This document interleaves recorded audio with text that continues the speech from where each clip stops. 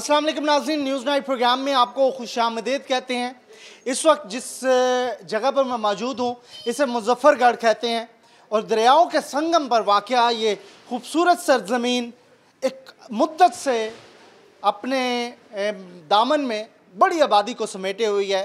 42 लाख से ज़ायद नकूश की इस आबादी को मुजफ्फरगढ़ न सिर्फ इस वक्त पूरे मुल्क में इस अहमियत के हवाले से बड़ा मशहूर है कि यहाँ पर थर्मल पावर जो है वो बड़ी तादाद में है। 6 शुगर मिलें हैं, इंडस्ट्रियल जोन भी कहलाता है, टेक्सटाइल जोन भी कहलाता है और इसी हवाले से दरिया इर्द गिर्द इसके बहते हैं।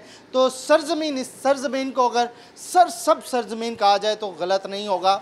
एक बड़ी आबादी के साथ 5 तहसीलों पर मुश्तमिल ये शहर एक अरसे से लॉकडाउन की नज़र रहा और लॉकडाउन की वजह से यहाँ पर मेहनत मशक्क़त करने वाले बहुत सारे अफराद इस वक्त मुतासिर हुए और हुकूमती इस फैसले को मनो-अन यहाँ के लोगों ने तस्लीम ज़रूर किया, लेकिन उसके बाद जो मसाइल यहाँ पर पैदा हुए वो इस वक्त देखने के लायक हैं। और इसी हवाले से हम आज इस ज़िले में जो कि मुल्तान के बिल्कुल संगम पे वाक़ है, दरिया चनाब के एक तरफ मुल्तान और दूसरी तरफ मुजफ्फरगढ़ है, तो इस ज़िले में आज यहाँ के मसाइल, यहाँ के प्रॉब्लम्स सुनने आएंगे। और लॉकडाउन में अगर सबसे ज़्यादा प्रॉब्लम्स की बात की जाए तो यहाँ का ताजर तबका भी बहुत ज़्यादा मुतासिर हुआ। वो ताजर तबका जो रेंट्स की दुकानों पे था, वो ताजर तबका जिन्होंने बिल भरने थे, 50 से 60 दिन लगातार ये लॉकडाउन जारी रहा और इस लॉकडाउन के दौरान ताजर जो है हाथ पर हाथ रख कर अपनी तमाम तर मुश्किलात, आती हुई मुश्किलात को देखता रहा और सोचता रहा कि ये मुश्किलात अगर आई हैं तो कैसे दूर होंगी।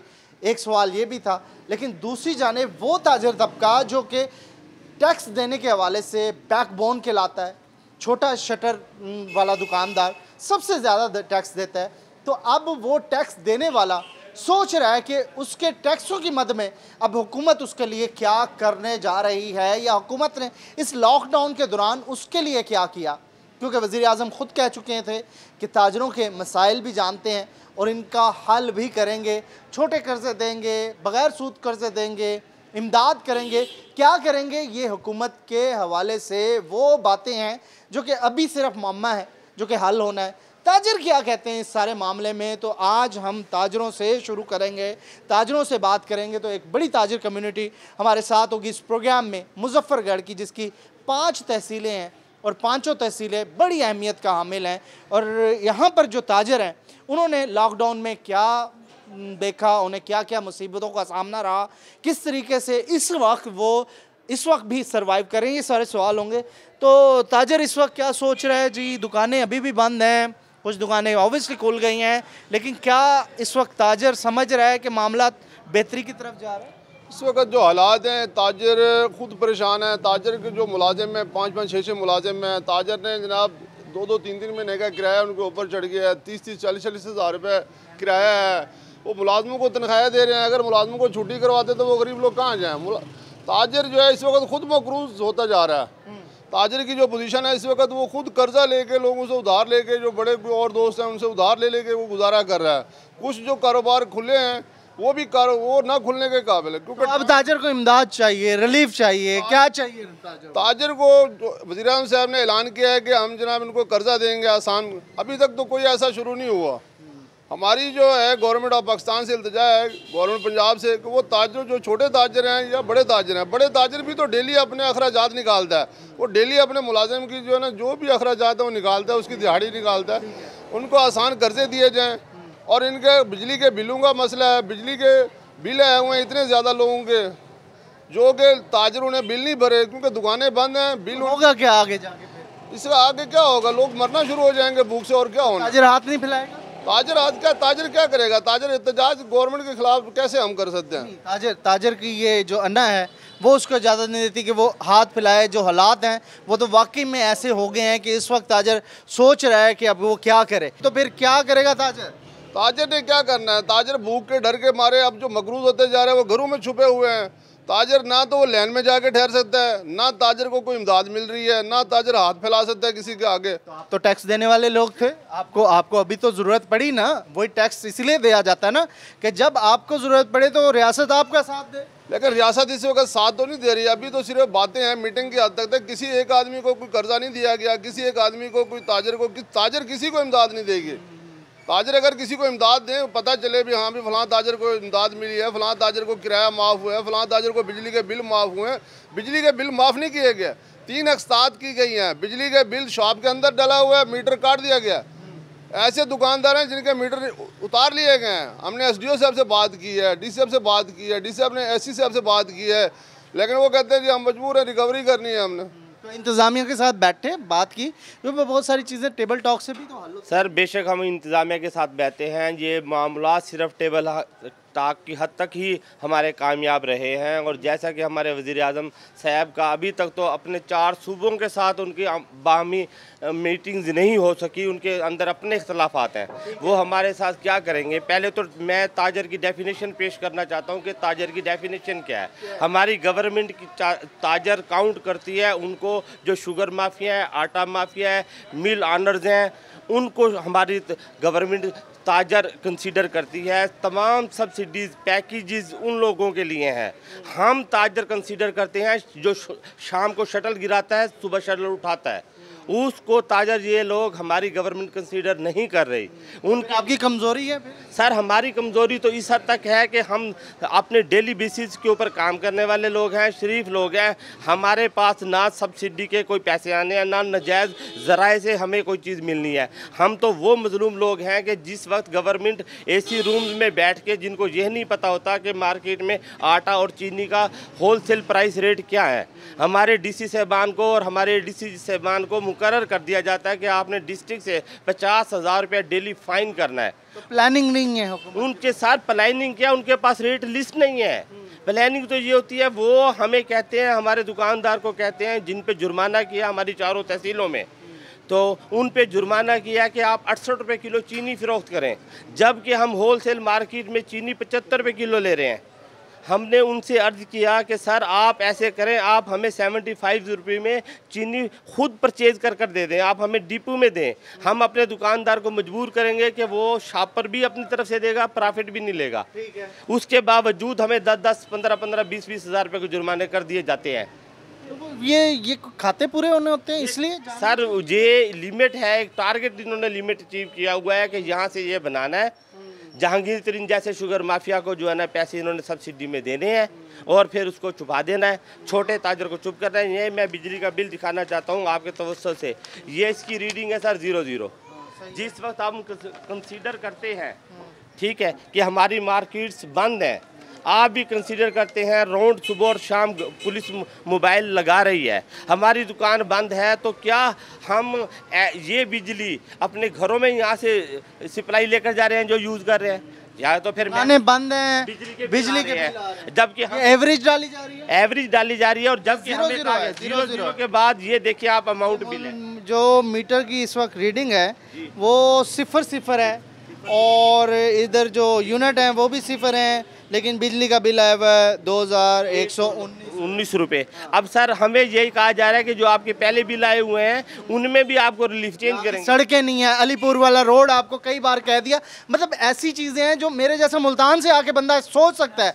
तो फिर आप समझते हैं इसमें आपका भी हिस्सा है, आप ऐसे लोगों को मुंतखब करते हैं या करवाते हैं जो वहाँ पे जाके आपके मसाइल नहीं हल करते। सर हिस्सा नहीं है, हम इसमें शामिल हैं। आपकी इस्लाह के लिए मैं कह रहा हूँ कि मुजफ्फरगढ़ से अलीपुर तक जो आपने अलीपुर रोड का नाम दिया है, हमारे मकामी तौर के ऊपर इसको कातल रोड कहा जाता है। ऐसे ही है। जिस वक्त ये तो लॉकडाउन है, अभी कन्वेंशन नहीं है, हेड पंजरा जो आगे बंद है उसकी वजह से सवारी का कन्वेंशन नहीं। प्रेशर कौन बिल्ड करेगा? अपने नुमाइंदों पे आपने करना है ना, क्योंकि आपके पास वोट की पावर है, आपके पास एक हल्का अबाब है, तो आप प्रेशर बिल्ड नहीं कर सक रहे हैं, इसका मतलब है। सर वोट की पावर को जो है ना, वोट की पावर नहीं मिल रही, अब आपने सिलेक्शन की हुई है।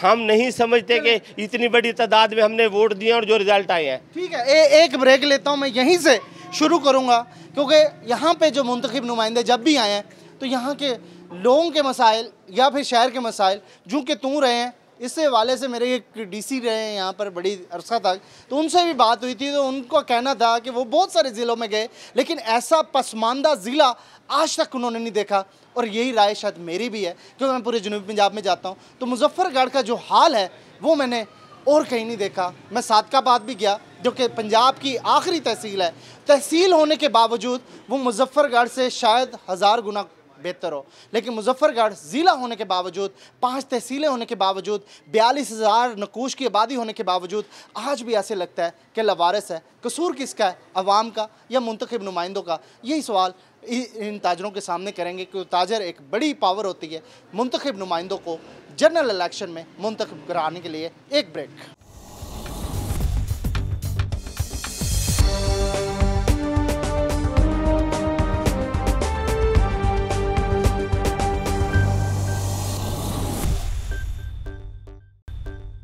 वेलकम बैक नाज़रीन, बात कर रहे हैं इस वक्त जनूबी पंजाब की सबसे पसमानदा इलाके मुजफ्फरगढ़ का, जो कि अल्लाह ताला की तरफ से कुदरती वसाइल से तो माला माल है, लेकिन यहाँ पर मुंतखब होने वालों ने इस शहर के साथ वो हक अदा नहीं किया जो कि करना चाहिए था। एक अरसे से बहुत पुराना ज़िला, बहुत पुराना इलाका होने के बावजूद आज तक यहाँ के मसाइल हल नहीं हुए, और वजह उसकी ये भी है कि यहाँ के लोगों ने जो लोगों को मुंतखब किया, उन्होंने जाके आगे इस ज़िले के लिए क्या किया, इस इलाके के लिए क्या किया, क्योंकि अरसे से यहाँ पर मसाइल भी हैं और वो मसाइल हल तलब हो सकते थे। ऐसे दौर भी आए जब पाकिस्तान की ऐसी मिसालें भी हैं कि ऐसी जगहों पर भी तरक्की होगी जहाँ पर कभी सोचा नहीं जा सकता था, जैसे कि मैंने सादकाबाद की मिसाल दी, जैसे कि मैं अहमदपुर शर्किया की मिसाल दूंगा, और बहुत सारी ऐसी तहसीलें जो कि अभी गिनती पे मैं आपको गिन के दिखा सकता हूँ। लेकिन कंपैरेटिवली ऐसी तहसीलों से भी इस वक्त मुजफ्फरगढ़ की हालत बदतर है, बल्कि बदतरीन है, क्योंकि यहाँ के मुंतखब नुमाइंदों ने या फिर इंतज़ामिया ने या जो भी एक्सेट्रा किसी ने भी इस शहर के बारे में नहीं सोचा, और सियासत यहाँ पर अरूज पर रही। बड़े बड़े नाम आए, बड़े बड़े सियासतदान आए, लेकिन शहर का हाल नहीं हुआ। तो यही सवाल मैं पूछ रहा था, तो आप समझते हैं कि आपने भी ज़्यादती की इस शहर के साथ कि अच्छा मुंतखब नुमाइंदा चुन लिया जाता तो इस शहर के मसाइल कम से कम ये ना होता कि मैं आज कंपेयर कर रहा होता तहसीलों के साथ, शायद मैं किसी ज़िले के साथ कंपेयर करके आपको बता रहा होता कि आपका ज़िला दूसरे ज़िलों से भी बदतर है, लेकिन मैं तहसीलों की मिसाल दे रहा हूँ तो अफसोस हो रहा है। बिल्कुल अफसोस हो रहा है। सिर्फ मैं ये नहीं समझ रहा कि हमने अपने साथ ज़्यादती किया, मैं समझ रहा हूँ हमने अपने आने वाली नस्लों के साथ भी ज़्यादती किया कि जो हमने इस नुमाइंदा और इस गवर्नमेंट के ऊपर इतबार किया और उनको चुना। और क्योंकि जबकि हमारा बदकिस्मती से आप जैसे ये फरमा रहे हैं कि हमारा पूरे पाकिस्तान का सबसे पुराना डिस्ट्रिक्ट है मुजफ्फरगढ़, और यहाँ पर एक मिसाल कायम हुई है इस गवर्नमेंट के 24 महीनों में कि जो नून लीग के दौर के अंदर फंड्स आए हुए थे, जो तरीक़ाती काम बदकिस्मती से थोड़े बहुत मिले थे, जो शुरू हुए थे, वो फंड्स भी रिफंड हुए हैं, पैसे वापस। उसमें सड़कें भी थी हमारी मेन रोड। ट्रांसपोर्ट के हमारे साथ गुड्स ट्रांसपोर्ट के जनरल सेक्रेटरी हैं पूरे पंजाब के। तो इस वक्त जो हाल है रोड्स का, मैं भी अलीपुर की मिसाल दे रहा था। अलीपुर रोड एक अरसे से, कई सालों से, बल्कि दिहाइयों से इस वक्त आपके नुमाइंदों को भी पता है, लोग सफ़र करते हैं और इसको कातल रोड भी कहा जाता है। तो क्यों हल तलब नहीं हुआ अभी तक ये मामला? क्योंकि गुड्स कि आप जनरल सेक्रेटरी हैं, आपकी ट्रांसपोर्ट चलनी होती है मंडियों से यहाँ तक या यहाँ से दीगर मंडियों तक, अशिया ने भी जाना होता है, लोगों ने ट्रैवल करना होता है, तो क्यों नहीं सुनी जा रही आपकी? हमने इसके लिए बेपनाह कोशिशें की हैं, बेपनाह एहतजाजी मुजाहरे किए हैं, और हमारे जो मुंतखब नुमाइंदगान हैं उनसे भरपूर तरीके से हमने इसकी अपील की है। और वज़ीर आला जिस दिन जब अलीपुर आए हुए थे उस रोज़ भी वहाँ पर एहतजाज हुआ है, और इससे हमारी जो ये रोड आजकल बंद है, हेड पंजना जो अरसा 3 साल से मुकम्मल तौर पर बंद है, जिससे अरबों रुपए की प्रॉपर्टी, अरबों रुपए के पेट्रोल पंप जिन्होंने लगाए हुए हैं और जो होटल उस इलाके में कायम हैं, तमाम लोग बेरोज़गार हो गए हैं और भीख मांगने पर मजबूर हैं। अच्छा, मैंने सुना अलीपुर रोड के ऊपर डीसी हाउस भी है, तो डीसी वहाँ से डेली आते जाते होंगे, तो उनको जितने भी डीसी आए अब तक, कई दिहाइयों की बात है ना ये, तो जब तक जितने भी ब्यूरोक्रेट्स आए तो उन्होंने भी नहीं देखा कि यार ये हाल है, क्योंकि आप कह रहे हैं इतने इतने बड़े खड्डे हैं कि इंसान गुम हो जाए उसके अंदर। ये सियासत की नज़र होता रहा नाबना। इसके जो फंड्स थे वो भी लैप्स हो गए, तमाम फंड्स वापस चले गए इसके, और इस पर लोगों ने वो जो तवज्जो देनी चाहिए थी ना, हमें अपने लिए ख़ुद मुंतखब करना चाहिए था कि भाई हम ऐसे नुमाइंदों को मुंतखब करें कि जो हमारी बुनियादी सहूलतों का बेपनाह ख्याल रखें। अब हमें गुड्स ट्रांसपोर्ट के हवाले से अलीपुर रोड को हमें उच्च से जाकर आना पड़ता है, इतना सफ़र हमें करना पड़ता है, जिसमें अरबों रुपए हमें सालाना डीजल की मद में हमारे खर्च हो रहे हैं। नई गाड़ियाँ तबाह हो रही हैं, और जिससे हमारा ट्रांजिट करना जो है वो एक मुश्किल हुआ है।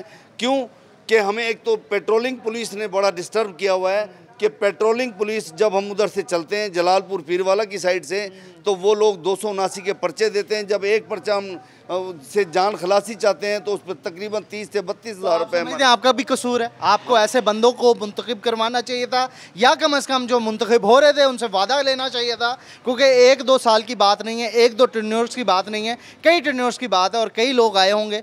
तो उनसे आपने वादे शादे नहीं लिए थे कि ये रोड बनवाए जी, हमारे लिए बहुत ज़रूरी है? हमारे से हर नुमाइंदे ने हर मरतबा यही वादा किया, सुनहरी ख्वाब दिखाए और हम उनके चकमों में आ गए। ये हमारी नाअहली है, ये हमारी नाअहली है। और आप नहीं मिल रहे, लॉकडाउन में भी नहीं। अब कोई आदमी हमें नजर नहीं आता। चाहते क्या आप लोग? गवर्नमेंट हमें को थोड़ा सा रिलीफ दे।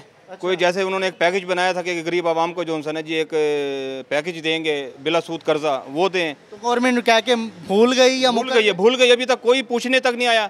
वो एहसास प्रोग्राम का था, वो 12,000 रुपए का, कोई सी तक अभी तक। फिर अपने मुंतखब नुमाइंदों को कहे ना कि उनको याद दे, तो आ ही नहीं रहे नुमाइंदे। यहाँ चले गए वो अपने गायब हो गए। तो फिर उनको चुना क्यों था आप लोगों ने? बस होगी थी गलती, होगी थी, इंशाल्लाह आइंदा नहीं करेंगे। नहीं, हर बार गलती होती है। नहीं, इस दफा गलती हुई इंशाल्लाह। कंप्यूटर ने चुना था जी उनको। कंप्यूटर आए का बटन, हाँ जी, बटन से यहाँ पे आवाम से चुने हुए होते हैं, तो आवाम के नज़दीक होते हैं। यहाँ पर अगर अवामी नुमाइंदा होते हैं तो अवाम में होता है। कंप्यूटर बड़ा तेज है। कंप्यूटर इतना तेज था, 12:30 बजे के बाद उसने रुकी तब्दील कर लिया। सर हमारे मसाइल तो तमाम सबसे ज़्यादा ये है कि हमारे दुकानदार छोटे तबके के लोग होते हैं, आगे कर्जे पे माल लेकर उधार आते हैं। ठीक है, 2 माह से जो ना कारोबार बंद है। जब कारोबार बंद है, वो जो मुल्तान की पार्टी है वो उनके आके गिरवान पड़ रही है, लाहौर की पार्टी है गिरवान पड़ रही है, बिजली के बिल भरने के लिए पैसे नहीं है, दुकानें बिल्कुल बंद है। जब दुकानें बंद है तो हम बताएं हम कैसे दें? हमें जॉनसन हर दफ़ा वही लॉलीपॉप दिया जाता है कि अब यूं कर दिया जाएगा, वो बगैर सूद के कर्ज़ों के ऐलान कर दिया। तमाम दुकानदार कह रहे भाई कम मिलेगा, ये बिजली के बिल भरने हैं। अब दुकानों पे 9 मुलाजिम है, दुकानें किराए की हैं। 70 से 75% मेरे बाज़ार में दुकानें किराए की हैं। अब किराएदार वो मांग रहे हैं मालिक मकान दुकान के जी मुझे दीजिए, मेरा गुजर बसर ही इससे है। मसलन एक की एक दुकान है, वो एक दुकान किराया लेता है, अपनी फैमिली को पालता है। अब वो दुकानदार जो होता है किराए पे होता है, किराए से लेकर अपने मुलाजमों पूरा सर्कल डिस्टर्ब हो गया, बिल्कुल भट्टा बैठ गया है। ये लेने ज़कात देने वाले लोग हैं, कारोबार हुकूमत चलाने वाले लोग हैं।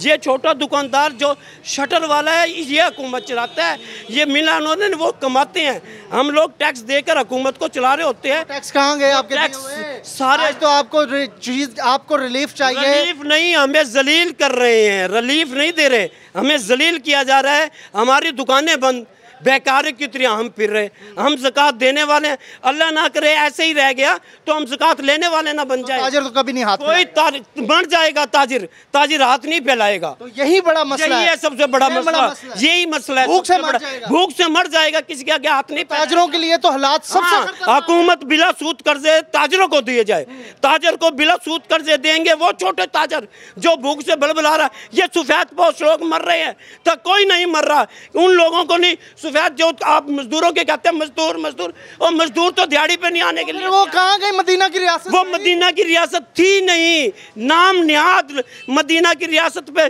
शोर मचाया जा रहा। मदीना की रियासत, भूख से मरने वाला किसी MN को ख्याल आया बाजार में क्या हो रहा है? किसी शख्स को आकर किसी शख्स ने पूछा?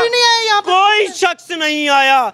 थाने लोग गिरफ्तार हो जाते हैं ना छुड़वाने के लिए, ये सफेद पोश लोग जाकर छुड़वा रहे हैं उन्हें। तो सियासतदान तो कह रहे हैं हम हर किसी के पास जा रहे हैं। सियासतदान वो कर रहा है जो पहले के काम थे, आज भी वो तरक्याती पहली मर्तबा पिछली हुकूमत में काम हुए थे। आज आप मेन रोड को जाके देख लो। वैसे मैं पूछने आया था, आप बोलेंगे हमें साफ पानी चाहिए, आप बोलेंगे सेहत चाहिए, लेकिन आप तो किसी और मामलात में उलझ गए ना। सर आप तो बेसिक बुनियादी सहूलियत से भी भूल गए। हमारी तो सारी सब चीजें खत्म कर दी हैं। हम तो मुआशी तौर पे बर्बाद कर दिया गया है। पहले पशमन हर साल तो यहाँ पर फ्लड आ जाता है। आप अपने हक मांगने के लिए, जायज़ हक मांगने के लिए इस वक्त हाथ जोड़े हैं, मुझे लग रहा है गवर्नमेंट के आगे कि हमारी दुकानें हमें कारोबार करने दें। आज रिलीफ के लिए हमने इतने प्रोग्राम किए हैं, हमारी कोई सुनाई नहीं हो रही। ये जो लोग जहाज पे जहाज आ रहे हैं, इमदाद कर्जे अपने माफ़ करवा रहे हैं, हमें कर्जे दर कर्जे, मकरूज दर मकरूज, आखिर हम खुदकुशियों पे मजबूर हो। नहीं देख रहा, आखिरत नहीं आएगी, कुछ समझ नहीं है इनको। बिस्मिल्लाहिर्रहमानिर्रहीम। मैं पहले रूई चैनल का बहुत मशकूर हूँ कि वो हमारे तमाम मामलात, तमाम हमारे शहर के जो सा ज़िले के, इससे पहले भी जो सा है ना पूरे पाकिस्तान को दिखाए हैं। मेरा ताल्लुक़ एक पूरे ज़िले के साथ है और मैं पूरे ज़िले से अटैचमेंट हूँ। मैं आपको क्या बताऊँ कि पूरे ज़िले में इस टाइम क्या कंडीशन है। हमारे देही इलाकों में चले जाएँ, लोग रो रहे हैं। कितनी तहसीलें आपकी? हमारी 5 तहसीलें हैं और हर तहसील के अंदर कस्बात हैं। उन कस्बात के अंदर आप देखें जाकर हैं, खानगढ़ हो गया, रुल्ला वाली, शहर सुल्तान, अलीपुर, जतोई, सीतपुर, इधर से चले सनावा। क्या होगा गरीब का यार? वो लोग जो इस वक्त दिहाड़ीदार था, मजदूर था, उसका क्या होगा फिर? भाईजान मैं आपको क्या करूं, मेरे जनाब वज़ीर आज़म साहब, आपसे लोगों को बहुत तवक्कुआत थी। अब तवक्कुआत ख़त्म हो के लोग जो है खुदकशियों पे आ गए हैं। बेशुमार लोगों ने खुदकशी की हैं और लोग अब जो है बिल्कुल चैन से नहीं बैठेंगे। जैसा कि आपने वादा किया है कि कल से हम जो है लॉकडाउन खोल रहे हैं, आप लॉकडाउन खोलेंगे तो ताजर कुछ जान में जान आएगी, लेकिन उसका ऐसा होना चाहिए कि रिलीफ भी होना चाहिए आपको। बिल्कुल रिलीफ भी होना चाहिए जी। छोटा ताजर इस वक्त रो रहा है, चला रहा है, और ये मुजफ्फरगढ़ है जो कि सबसे पसमानदा ज़िला है। कई तहसीलें इससे बहुत बेहतर है, क्योंकि मैं खुद जनूबी पंजाब पूरे में जाता हूँ, हर जगह प्रोग्राम करता हूँ, लेकिन मुझे अफसोस है कि इतना पसमानदा इलाका और ज़िले का दर्जा होने के बावजूद आज तक यहाँ पर सड़कें तक नहीं बनाई जाती। और ताजर जो है वो रो रहा है, वो कह रहा है नुमाइंदा हमें, जो मुंतखब नुमाइंदा उसने खुद चुना, जिसके लिए उसने जान तक मार दी जनरल इलेक्शन में, आज उसको पूछने तक नहीं आता, उसका फ़ोन तक नहीं गवारा करता उठाना, और उसके घर में जाएँ तो वो वहाँ पर मिलता नहीं है। तो ये कैसे मुंतखब नुमाइंदे हैं जो कि रहनुमा हैं, जिन्होंने रहनुमाई करनी है आवाम की, तो वो खुद रहनुमा इस वक्त गायब हैं और आवाम जो है, ताजर जो है वो परेशान है। एक ब्रेक के बाद कुछ और ताजर हैं, उनके बहुत सारे मसाइल हैं और इस मसाइल इस शहर के भी हैं, सारे कुछ डिस्कस करेंगे एक ब्रेक के बाद।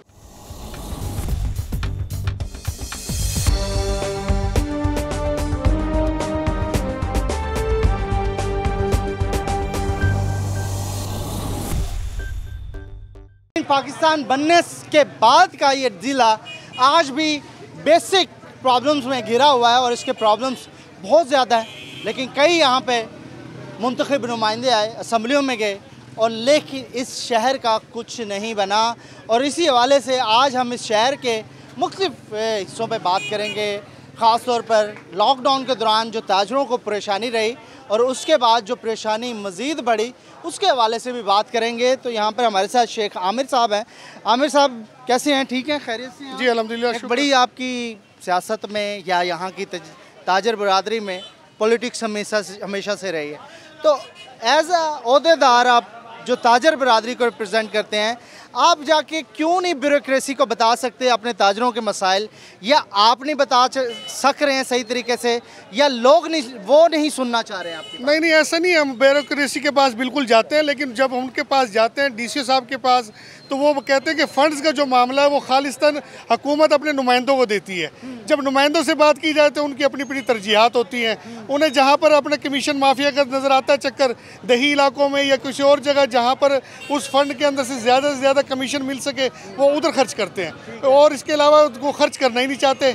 ना हमारे यहाँ सिर्फ़ और सिर्फ जो भी नुमाइंदे जाते हैं जनूबी पंजाब, उनका जो असल माटो होता है या पटवारी का तबादला या SHO का तबादला, उनका तरक्याती कामों से कोई लेना देना नहीं है।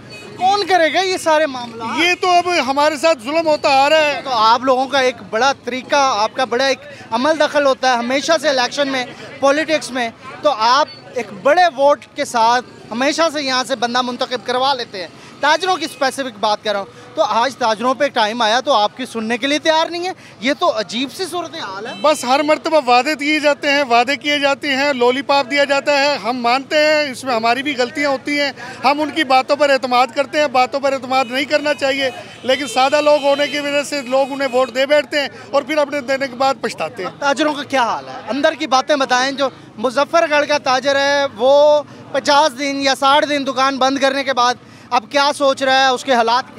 मुजफ्फरगढ़ का ताजिर है, अभी ये पसमानदा इलाका, मैं बार बार मीडिया पर ये बात कर चुका हूँ कि एक तो हमारा पसमानदा इलाका, माशी सरगर्मियाँ यहाँ पहले ही बहुत कम थी, और इसके अलावा 2 दरियाओं के दरमियान का ये ज़िला है। हर वक्त हर साल इसे सैलाब जैसी आफत का सामना करना पड़ता है, जिसकी वजह से हमें वैसी माशी मुश्किलात का हमेशा सामना रहता है। तो हम खुदारा अपने वज़ीर आला जो जनूबी पंजाब से ताल्लुक़ रखते हैं, हम कहते हैं, हम हमेशा तख्ते लाहौर की बात करते आए हैं। अब तो जनूबी पंजाब का वज़ीर आला, मैं चाहता हूँ खुदारा वो इसको अपने इलाके मुजफ्फरगढ़ को अपना इलाका समझते हुए इस पर नज़रसानी करे। यहाँ पर मेडिकल कॉलेज, यहाँ पर और दूसरी जितनी सहूलियात की कमी है, खुदारा सीवरेज के मसाइल हैं, यहाँ पर मेडिकल से मुतालिक, यहाँ पर तालीम से मुतालिक, यहाँ पर जितनी कमी है, यूनिवर्सिटी के लिए लोग रो रहे हैं, मेडिकल कॉलेज के लोग रो रहे हैं, सीवरेज के लिए लोग रो रहे हैं। यहाँ पर ज़ेरे ज़मीन पानी ख़राब हो गया, जिसकी वजह से लोग गुर्दों की बीमारियों में मुब्तला हो रहे हैं। हम उनसे बार बार मुतालबा कर रहे हैं, खुदारा जनूबी पंजाब का होने का हक़ अदा करें।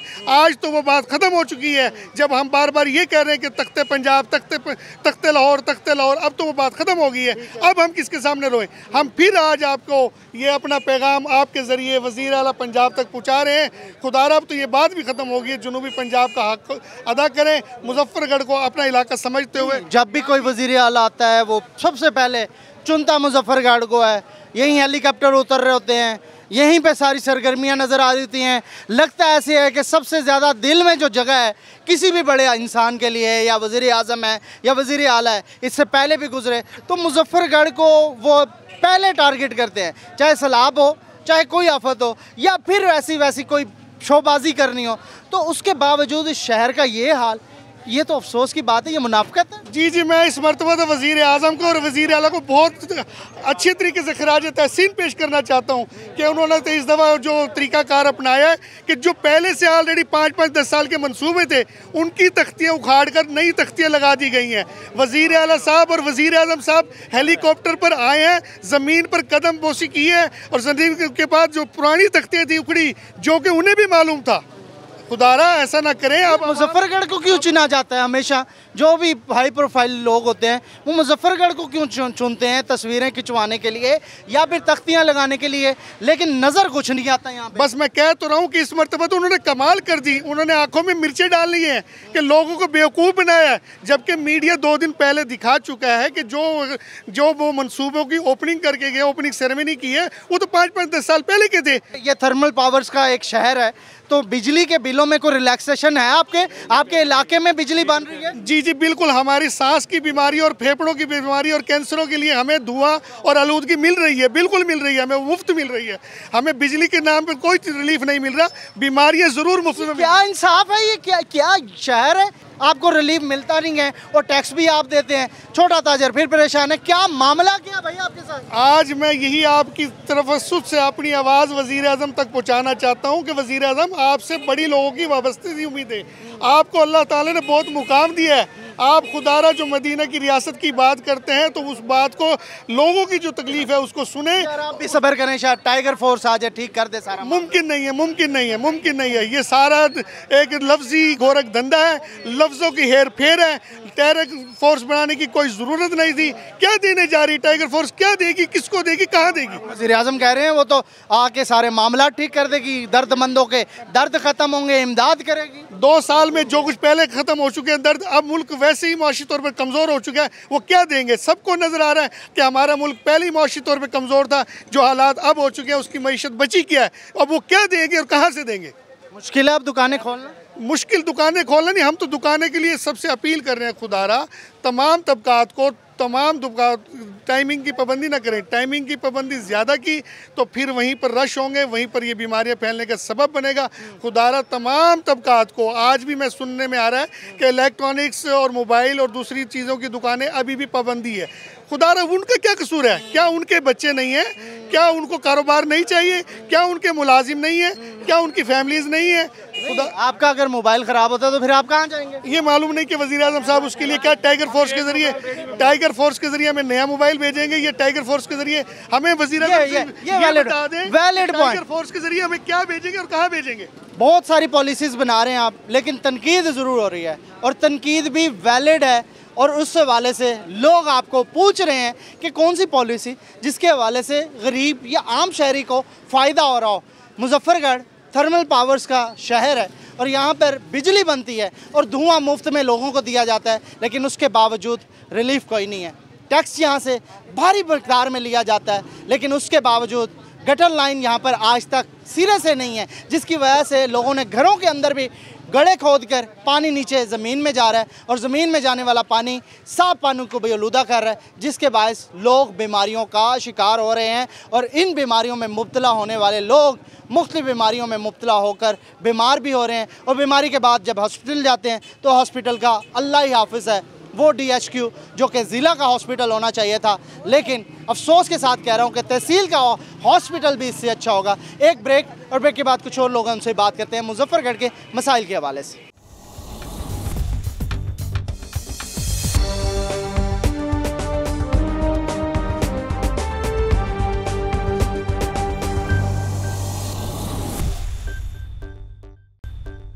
वेलकम बैक नाज़रीन, बात कर रहे हैं सबसे पसमानदा ज़िला मुजफ्फरगढ़ की और मुजफ्फरगढ़ में मसाइल नहीं, ये मसाइलिस्तान है।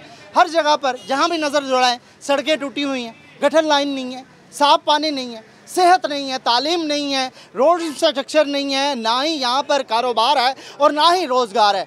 हर तरह से इस इलाके को हमेशा से पीछे रखा गया। इससे कई तहसीलें पाकिस्तान बनने से अब तक ज़िला बनी और ज़िला बनने के बाद आज बड़े बड़े तजारती मरकज़ में शामिल हो गई हैं और उन्हें बड़े बड़े तजारती मरकज़ से नाम से बुलाया जाता है, लेकिन मुजफ्फरगढ़ का स्टेटस आज भी वही है और मुख्तलिफ नुमाइंदे यहाँ पर आते रहे, लेकिन तरक्की के हवाले से किसी ने कोई काम नहीं किया। मौजूदा दौर में मुजफ्फरगढ़ के लॉकडाउन के बाद जो मसाइल हैं वो इंतहाई मुश्किल तरीन है, क्योंकि इस इलाके को सनती जोन भी कहा जाता है। तो सनती जोन जब से बंद है तब से बेरोज़गारी यहाँ पर फूटी पड़ी है। एक तरफ कारोबार बंद, दूसरी तरफ बेरोज़गारी, तीसरी तरफ यहाँ के मसाइल, हर तरह से यहाँ का रहने वाला परेशान है और हुकूमत से तलबगार है मदद का, यहाँ पे तरक्की का और यहाँ पर जो रिलीफ देनी है हुकूमत ने उसका। तो यहाँ के कुछ और लोग भी हैं मुजफ्फरगढ़ के, उनसे बात करते हैं। हाँ जी अंकल, क्या करते हैं, कहाँ रहते हैं जी? मैं मुजफ्फरगढ़ में रहता हूँ जनाब, मैं वार्ड नंबर 3 में रहता हूँ। मेरा एक्सीडेंट हो गया था, मैं माजूर हूँ। हुकूमत ने अब तक हमारी तरफ तवज्जो नहीं दी। क्या बात है, इमरान खान आया है हमारी तरक्की के लिए या हमारी बर्बादी के लिए? तरक्की के लिए आए हैं, वो कह रहे हैं मैं सबसे अच्छा वज़ीर आज़म हूं। ना ना ना ना ना ना ना, किसी को भी तरक्की नहीं मिली है। मुझे ये बताओ कि ये रोज़गार के लिए परेशान हैं लोग, इन्होंने किस लिए आपसे दरख्वास्त की है? तो आप उनसे गुस्से हैं? उनसे नहीं, हम तो उनसे राज़ी नहीं है, क्योंकि जब उसने हमारे साथ ज्यादती कर रखी है। अब हमारी पेंशन है जी, लोग कहते हैं 2 साल तो हुए हैं, 5 साल तो दें। ये बात नहीं है भाई। असल में बात ये है कि अगर पहली हुकूमतें अगर सही कर गई हैं और रूही चैनल वाला अगर सही तरीके से उसे दिखा रहा है या बता रहा है तो उनको तकलीफ होती है। वो कहते हैं कि ये चैनल ही बंद कर दो। क्यों? कि इन्होंने हमारे पर्दा क्यों हटाया? आपने हमारी दुखती राख पे हाथ रख लिया। हमारी दुखती राख पर क्यों हाथ रखा? अब मुझे ये बताओ, मैं सबसे पहले तो उसका शुक्रिया अदा करता हूँ रूही चैनल वालों का कि वो गरीब की आवाज़ बनकर यानी कि आए हैं। मसाइल बताएं, शहर के मसाइल ये हैं। एक तो यहाँ पर सबसे पहले तो मैं अपना मसाइल पेश करूँगा। दुनिया ने अपने मसाइल पेश किए, मुझे ये बताओ कि इसने गरीब को OBI वालों की पेंशन बढ़ाई, OBI वालों की पेंशन बढ़ाई, उसके बाद वो जनाब अली 2 महीने या 3 महीने के बाद दिए। उसके बाद उन्होंने जनाब 8,500 की, वो 8,500 भी नहीं दी। अब मैं गया हूँ लेने के लिए कार्ड, ATM कार्ड से, तो मेरी चिट वही 750 रुपये जो पकाया था वही वहाँ पर है। पैसे यानी कि जो है ना नहीं है, मिले। तो कैसे गुजारा हो रहा है घर का? भाई गुजारा कैसे हो रहा है? बस अब ये मुझे बता, सफ़ेद पोश आदमी जिसने कभी आज तक किसी के आगे हाथ ना पसारा हो, आज चैनल के वसासत से मैं ये कहता हूँ, क्या बात है इमरान खान, तू यही काम करने के लिए आया है हमारे पास? बताओ। अब भाई रहम कर, कोई हमारे ऊपर, हमारे हाल पर रहम कर इमरान खान, खुदा के वास्ते।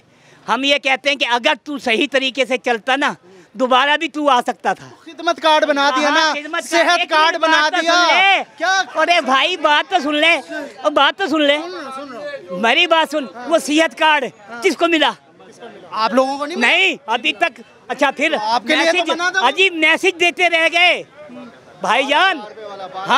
हम 12,000 वाला पैकेज देते रहे, बार बार देते रहे। वो कहता है कि अपने इलाके में बात करो। मैं गया हूँ, नहीं मिला, कहा 3 महीने बाद आना, फिर कहे 3 महीने बाद आना अस्पताल से। वो कह रहे हैं आपकी वेरिफिकेशन हो रही है, वेरिफिकेशन हो रही है। पता नहीं कैसी वेरिफिकेशन होती है, हर 3 महीने बाद। ये वेरिफिकेशन उसके पास पहले नहीं है, वो अंधा है। उसके पास हुकूमत है, उसके बाद अदालत। वो अभी तक पैसे नहीं किसी को भी। क्या मसला है? मैं गरीब हूँ, बेवहा, कोई सको, कोई राशन नहीं मिला, कोई पैसा नहीं मिला। मैं पैसे मिले, पैसे मिले ना, मेरा शरारती कार्ड भी कोई नहीं, पैसे भी कोई नहीं मिला। मेरे बच्चे, मैं आप बहुत गरीब है, बहुत गरीब है। मेरे को राशन चाहिए, मैं रोजे रख दिया। मैं रोज साइकिल रोटियाँ गिन कर राती खा लिया।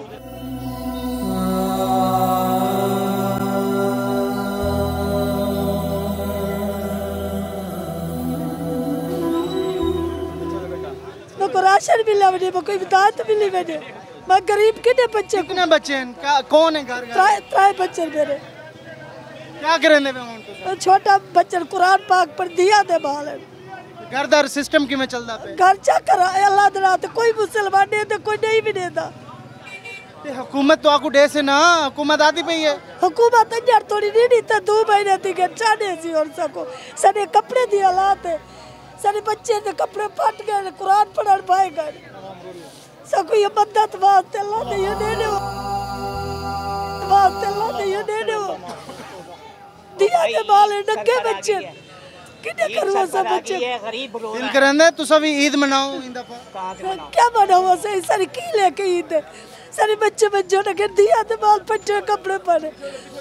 अच्छा क्या कर सकते, उतो कर ला, तेरे पीछे आइया भाई मरोज डाल।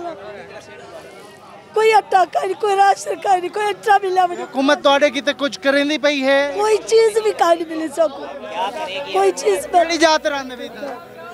अच्छा दूर कपड़े रहते ये हाल है वाकई। लोग रो कहते जनाब, आप यकीन करें, मैं ये कह रहा हूँ कि अगर उनके दिलों को चीर कर देखा जाए, उनके जख्मी हो रहे हैं दिल उस इसके वजह से। अगर पहले यानी कि जो हुकूमतें कर गई है ना, आखिर उनका नाम अगर कोई लेगा तो अच्छे कामों को तो अप्रिशिएट किया जाएगा ना, या नहीं किया जाएगा? तो फिर मेरे भाई मुझे ये बता कि जब तू अच्छे काम करेगा तो तेरी अप्रिशिएट होएगी, और तू गलत काम कर रहा है, तूने किसी गरीब को अब तक नहीं। अच्छा फिर ये कहता है कि हसास प्रोग्राम हमने यानी कि कर दिया। अब वो हसास प्रोग्राम के पैसे तो मिलने चाहिए 12-12 हज़ार, वो भी नहीं मिले। वो भी 4 बलताल के वो आ रहे हैं, किसी को भी नहीं मिले। 12,000 नहीं मिले, पैसे नहीं मिले। 4 बलताल का वो आ रहा है, कोई मैसेज नहीं आ रहा है। मैंने 10 आईडी कार्डों में अपना पड़ताल की जाएगी। मेरी पेंशन तो कम से कम मेरी पेंशन बिल्कुल फराड किया जा रहा है।